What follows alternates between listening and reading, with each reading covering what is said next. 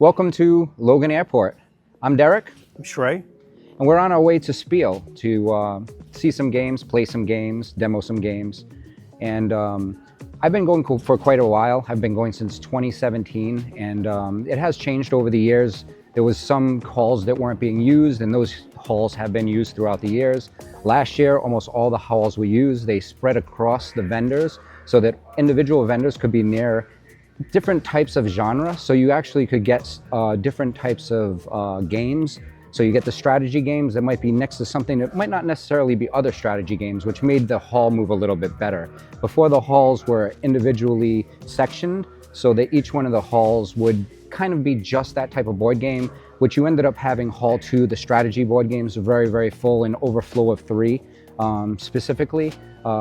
But that actually has worked pretty well over the years. With over 200 visitors, then you definitely get to a place where you can kind of get really stuck and you can't move. And I don't know if you noticed, the crowds were pretty thick, right? They were thick, yeah. It took a lot of navigating, but it actually wasn't as bad as when the last I went to Gen Con. Really? You thought Gen Con was worse? Yeah, I'm not sure. Maybe the aisles were tighter there. Yeah, the dials are definitely tighter. And Essen's got, currently 6, or I think it's 5 or 6 halls. I think it's total of 7 halls, but I think one of the last hall is actually just used as a staging hall. So the very first hall, that's where they cart in all the people.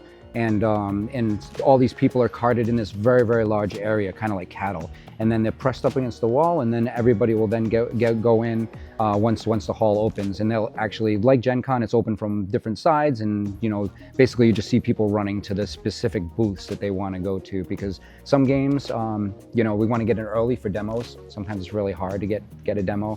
Sometimes it's easier to get a demo. And if you get to the booth early, you might most likely you'll be able to get the first demo of the day.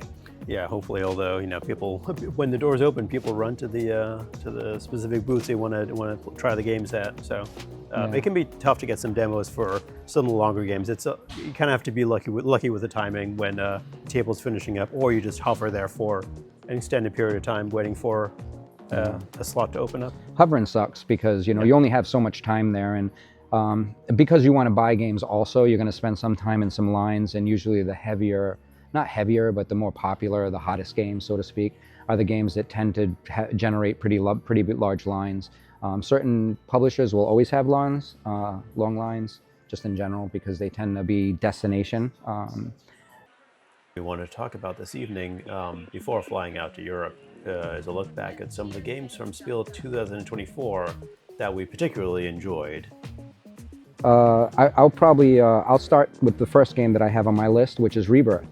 Rebirth is a game by Rainer Knizia, and it was published by Mighty Boards.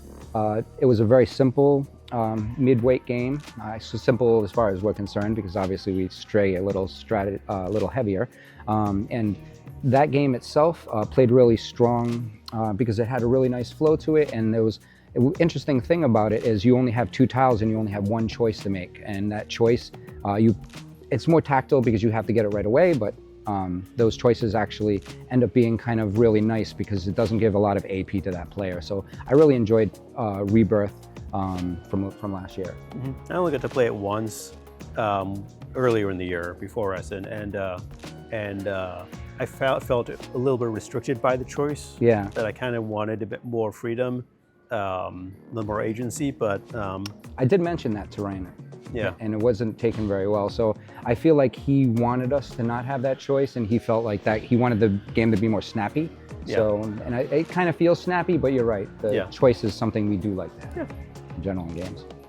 All right. A game that I love from last year, probably my favorite, I think it is my favorite game from last year, is Asian Tigers.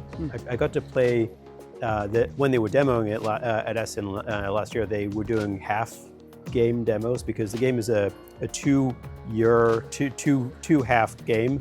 So they demoed the first half, and I got to play that, and I was a little bit, I didn't see it at the time. I was a little bit lukewarm on it. I wanted more out of it, and when we got back, I was able to play a full game, and instantly it was like, this is so much better now that I understand how it's going to play out and how your choices early in the game impact later. And and since then I played it several times. And it's been. I actually haven't played it myself. It's an economy game, right? Yeah, it's some area control-ish stuff in there. Oh. The calculation can be a bit much, and I think it's not a game for a lot of, like, I think a lot of people wouldn't quite enjoy the having to recalculate constantly. Yeah, but yeah, absolutely. I find some of that intuitive, at least for me. So it doesn't bother me, but so it really works, and really excellent game. Was Inferno, and I love the pieces to it where you're kind of racing for some of the areas for scoring, because things score so quickly, and as you're because this is a worker placement game and you're moving stuff down kind of like a ladder, so to speak, in the lower levels of hell, it actually gives you a placement in each area where you could score right away, but you really want to get in other people's business, so to speak. So you try to push yourself in areas to score where you might not necessarily have been able to earlier. So subsequently, after the first play, not really enjoying it as much and kind of not really understanding as much, each play after I've really enjoyed it, and I've really tried to kind of hone how to score in that game, because it is kind of a juxtaposition of, do I want to help somebody else? Does it help me to help somebody else as much as it helps myself? Yeah, and I kind of like Inferno. I find how quick the scoring does happen, how quickly. So fast, the first two scorings? Yeah, because Dante walks down the path, yeah. and like every other time he takes a step, once you get like a third of the game, someone's gonna claim one of the banners or the diplomas. And that feels a little too quick for me. Yeah, absolutely. And the thing was, I was talking with Corey about that exact thing, because he was feeling that the game, because it goes so fast, gives you more agency. Because a lot of games, there's a lot of build-up, and you feel it, the build-up, and it immediately happens so quickly. Your second game, that doesn't feel like as much of a build-up, because you're immediately looking at that first or second scoring for Dante. Mm-hmm. And that's Dante's Inferno. The next game I would talk about is Oranges and Lemons. Now, this is a game that I didn't play until I wasn't really on my radar until after Essen. I think at least maybe even a month after Essen, and I sort of missed it in the BGG preview list for 2024. I didn't see it either. And then I can't remember what prompted me to go look at it closer. It may have been someone in the herd who said this game is worth looking at, or I don't remember. But Medusa Games is pretty small. Yeah, it's Medusa, Richard Denning, and I ordered it on just with very little actual without any sort of background on the game. I hadn't seen any. I think I may have read the rules, but I hadn't watched any videos on it. But based on what some people were saying, I guess I took a flyer on it, and it turned out much better than I was expecting. It's a standard, it's a worker placement game. It's not a particularly like complicated worker placement game. But the hook is that the order of your workers shifts around from I think over the 6 different rounds based on the actions you select in the previous round, and that tension, that decision that you have to make is so nice. Do you just want to get something free, or do you want to do this really good action but be last? Yeah, the later actions are better, but you're going to go later next round, and it's such a good game, and I think there's been a few different people out there who have been evangelizing it, and that's good. There are a couple of publishers looking at it too. I mean, they should, because the game is excellent. And there's not a lot of games that we find that play really well at 5, or we play at 4 most of the time, but it can handle 5 no problem. It does 5 well. Yeah, and 5 for a really good Euro it's kind of like a grail. You have a game, a group comes over, and you want that 4 or you want 6, so you can split up into 3s, but 5 is always a really difficult number in general. Yeah. So to find a Euro game that plays well at 5 is really great, and Orange and Lemons definitely fits that bill. Came out late last year was Bomb Busters, and that has gotten a lot of play in our local groups. Yes. I know people who have played through the entire thing and are playing and are happy to keep playing with other people through the even earlier missions. I think I'm in the late teens, maybe 18, 19 mission. Wow. I think that's about where I am right now, and I really do enjoy some limited communication co-op games. I don't typically like co-op games like Pandemic. They're solid games, but they're not really what I look for. Yeah. That limited communication really is necessary for me. I think it's important, especially with co-op games where you feel like it's just a single player game. Yeah, and Bomb Busters does it well.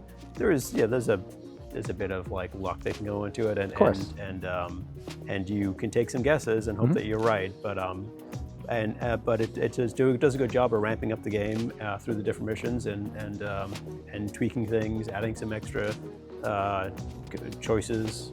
It's just really good co-op if you want that kind of co-op.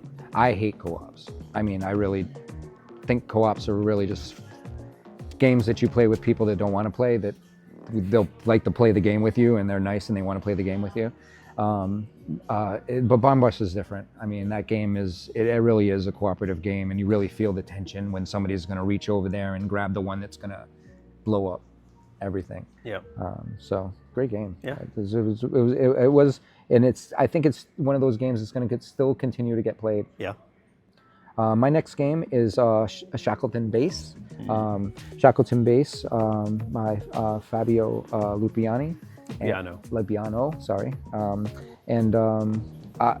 This game we could start just talking about it being a really strong Euro that has modular elements to it, and the modular elements kind of give it a little bit of gameplay change where they can change the focus of the game, kind of not so much how you score. It is how you're scoring points, but it's also could change the dynamics of the way the board is also, which I absolutely adore, because as you're playing the game, you literally are playing one type of game that's removing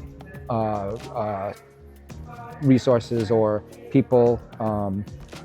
And then you have another module that's completely propagating. So you have like all these modules that are working in different ways to kind of make the individual experience different from game to game. So by taking 3 different modules and varying those modules, you can actually get the specific type of game that you're looking for. And I think what we did is the first one we thought was okay, but then the second module, the second time we played with all 3 of the modules that are not in the first game, and that game actually had a little bit more. It was a little bit more hard. It was a little more difficult for us to get our engines going because the modules were directly fighting each other. Like one module was like put workers in these locations to do these things, and the other module was saying move these to sell them to do this other thing. So it was really nice to see that that the interplay between the modules can change the aspect of the game, not just through the play itself, but also through subsequent plays. There were some modules that are not quite as interesting as others for me. More simple. But you get a good mix. It's a really good experience. I wasn't a huge fan of the beginner set, but once it got mixed up a bit, it became much more interesting, and it is one of the best games from last year. Yeah, absolutely. I agree. And then the last game I want to talk about is, what was it? Oh, right, it's Sancore. Hey, another Fabio Lupiano game. Wow. That was unintentional. Yeah, it's funny. So I think we first played this way before Essen, and got to play it several times before Essen, and it came out at Essen and at Spiel, and I really do enjoy the decisions it forces you into, the paths it asks you to decide to go down. Right, there's these 4 core areas where you sort of, you can call them mini games. I think they're more interesting than like that. But the interaction between them, like one type of resource is used in the next area to produce a different kind of books, and then those resources are used in the next area. It works really well, but ultimately the scoring is where it all comes together, where you're deciding on what's going to score the highest in collaboration with the other players or in conflict with the other players. And that's does happen. That's a really delightful thing that you don't often see in games where the players decide how scoring happens. And it's it's one of the better games from last year. I think it's a bit of a bear to set up. It is. Which it is. maybe It's gorgeous. Impacts. Well, it's Teal, so Yeah. But it's such an excellent game. Yeah, I played it once. I would love to get it to the table more, but with all the new games that keep coming out, we tend to keep playing all the new stuff and not able to jump into. But I think it benefits from repeated plays. Yeah, and I think that is one game that I would really like. After looking at all of 2024, there wasn't too many that were super standouts where we would be continuing to play them. Much less, I feel like this last year was a little lighter than a lot of years, 23, 22, and I'm even looking at 25, that there could be some real good winners. That was just a few of the games from last year, and now we really need to head over to our gate since we're boarding soon, and we're heading to Barcelona for a few days before the Spiel Fair begins. Yeah, so thanks for joining us, and see you next time. All right, thank you.